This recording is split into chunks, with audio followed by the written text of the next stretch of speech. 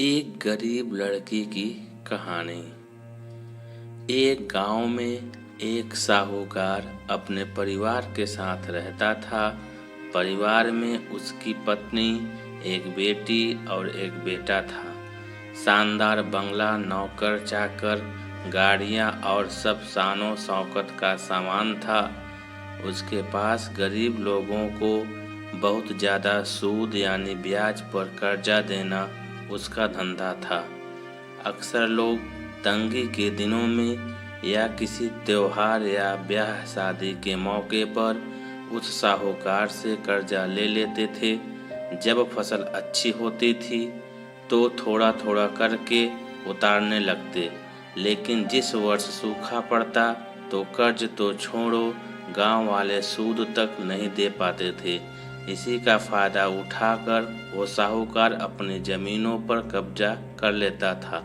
कब्जा कर उन्हें बेच देता और खूब पैसे कमाता। इस धंधे में उसका बेटा भी उसकी मदद करता। दोनों बाप बेटा हर समय किसी न किसी गरीब की जमीन हड़पने की योजना ही बनाते रहते। एक दिन शहर से एक व्यापारी आया और साहूकार से गांव में जमीन खरीदने की इच्छा बताई। साहूकार की खुशी का ठिकाना न रहा और घर बैठे बिठाए जमीनों का ग्राहक मिल गया। साहूकार ने उस व्यापारी को बहुत सी जमीनें दिखाई जो उसने कर्ज के बदले गांव वालों से हथिया लिया था। उस व्यापारी को कोई भी जमीन पसंद न आई। गांव में घूमते हुए व्यापारी को एक जमीन का टुकड़ा पसंद आया। उसने साहूकार से उस जमीन के बारे में पूछा तो साहूकार सोच में डूब गया। असल में वह जमीन तो एक बिन माँ बाप की लड़की की थी जो वहाँ पर रहती थी। उस लड़की के माँ बाप ने साहूकार से 20,000 रुपये कर्ज लिया था, मगर उसे चुकाने से पहले ही उनकी मृत्यु हो गई। बेसहारा लड़की की हालत देख गांव की पंचायत ने साहूकार से उस जमीन पर कब्जा न करने को कहा।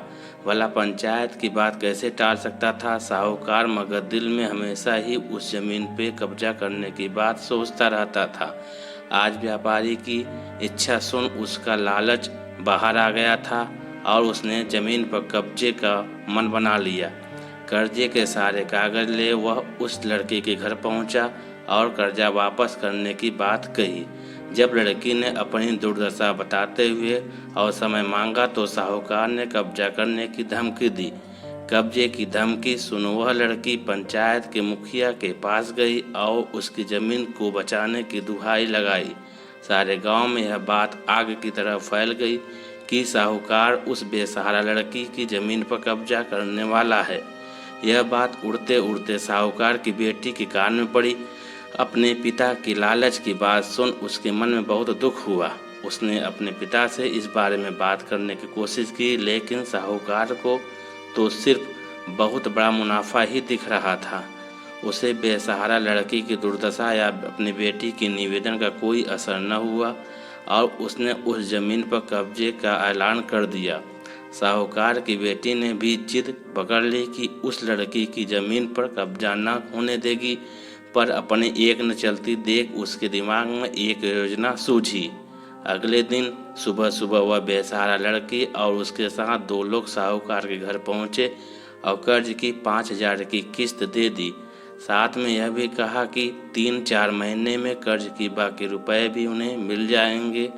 रुपया देने के बाद रसीद ले सब चल गए।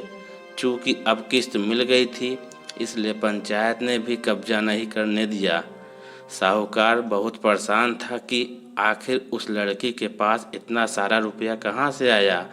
कल तक तो वह दाने दाने को तरसती थी और आज 5,000 रुपया दे गई। कुछ भी न समझ आने पर उसने गांव वालों से भी पूछताछ की, लेकिन कोई भी रुपयों के बारे में नहीं जानता था।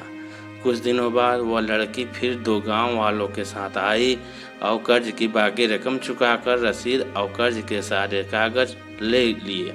साहूकार परेशान हो गया कि आखिर इस लड़की के पास इतना धन आया कहाँ से। इस तरह कुछ दिन और बीत गए। एक दिन साहूकार को खबर मिली कि उस बेसहारा लड़की ने अपनी ज़मीन बेच दी है। कुछ कर तो सकता नहीं था, लेकिन उत्सुकतावश जाकर देखा तो चौंक गया। जमीन पर एक बोर्ड लगा था। उस बोर्ड पर जमीन के मालिक का नाम देख साहूकार की मानो सांसें रुक गई हों। मालिक के नाम के आगे लिखा था उसकी अपनी बेटी और उस लड़की का नाम। वह दौड़ा हुआ घर गया और बेटी से पूछा कि यह क्या तमाशा है। तब उसकी बेटी ने उसे बताया कि उस गरीब लड़की की मदद के लिए उसने अपने सारे गहने बेच डाले ताकि उसकी ज़मीन आपके कब्जे से बच सके। लेकिन ज़मीन आपसे छुड़ाते ही उस बेसहारा लड़की ने उदारता दिखाते हुए आधी ज़मीन मेरे नाम कर दी। बेटी ने उसे समझाया कि आप तो उस लड़की का आखिरी सहारा भी छीन रहे थे, मगर उस लड़की का बड़प्पन तो देखो। उसने ज़मीन छुड़ाते ही मेरे गहनों के बदले अपनी आधी ज़मीन मुझे दे दी। यह सब सुन साहूकार को शर्मिंदगी महसूस हुई और उसने भविष्य में कभी किसी की ज़मीन न हड़पने का वचन दिया।